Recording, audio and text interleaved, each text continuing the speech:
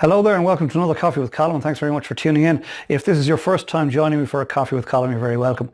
The objective behind this series of Coffees with Colin is where I take elements from my book, Feeding Johnny, How to Build a Business Despite the Roadblocks, and then reflect on a snippet each week over a cup of coffee for 5 minutes or so and share the snippet and share the lessons contained therein in the hopes that by me sharing my lessons out there on the World Wide Web, it'll afford you a shortcut perhaps where back in the day I had none.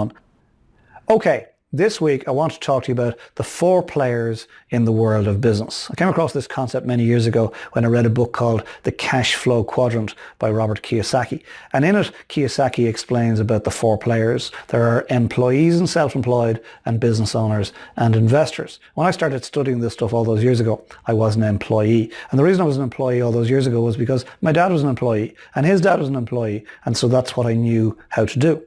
And but I always wondered why some people got ahead and other people didn't. And I began to study this stuff and came across a book called The Cash Flow Quadrant, which I devoured. And it was probably the most influential book in terms of my own business journey. And I'd like to share with you some of the concepts that I came across then. In his book, Kiyosaki talks about the 4 players: employees, self-employed, business owners, and investors. And he shows them represented thus in 4 different quadrants: top left, employee; bottom left, self-employed; top right, business owner; and bottom right, investor. Now, there are 4 different types of individual. They're not mutually exclusive in that you and I can operate in one or more of the quadrants at any given time. So, for example, I could be an employee of the Carambola Limited. At the same time, I could be dabbling in stocks and shares as an investor. I could be an employee of the Carambola Limited and at the same time dabbling in stocks and shares and perhaps have a rental property or 2. I could be an employee of the Carambola Limited, be dabbling in stocks and shares, have a rental property or 2, and at the same time be self-employed as a DJ, for example, at weekends. I'm not, but I could be.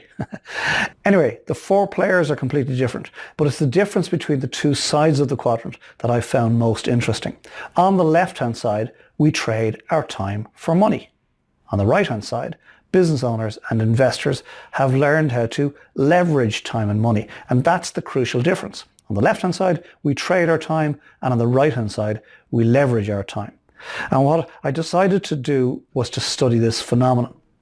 And what I learned was that an employee will work for an hour and get paid for an hour.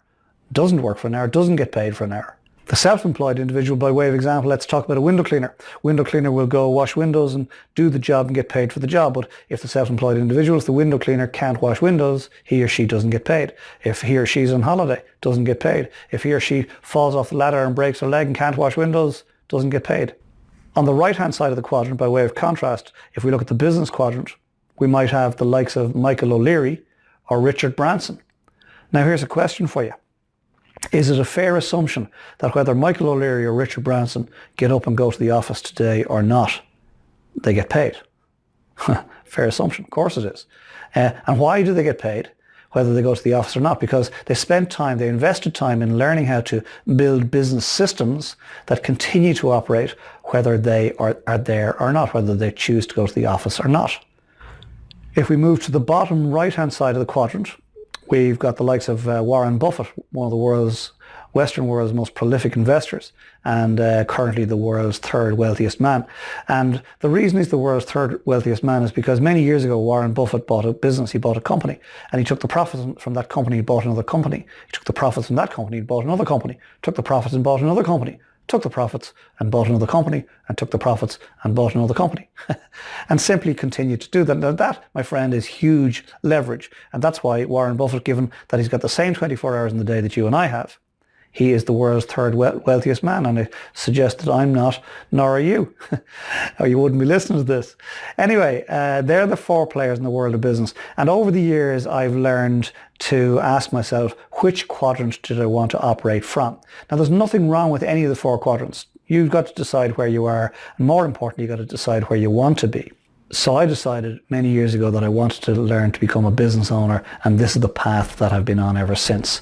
I became self-employed when I took on the Bewley's Cafe franchise in Limerick, and I began to learn the lessons to graduate me across to the right-hand side where I learned to become a business owner, and this is where I want to spend my dotage, in business for myself and working with other business owners to help them build their business. And fundamentally, this is what I do, is I help people transition from whichever quadrant they're in to the quadrant that they would like to be in.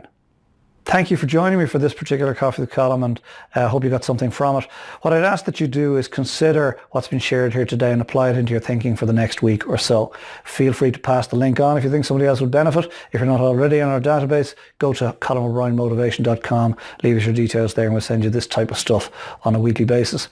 And then most importantly, come back next week and join me for another Coffee with Colm. We'll take another snippet from the book, and we'll share some good coffee together and perhaps learn something together. Take care. Delicious. Talk to you soon. Have a great week. Bye.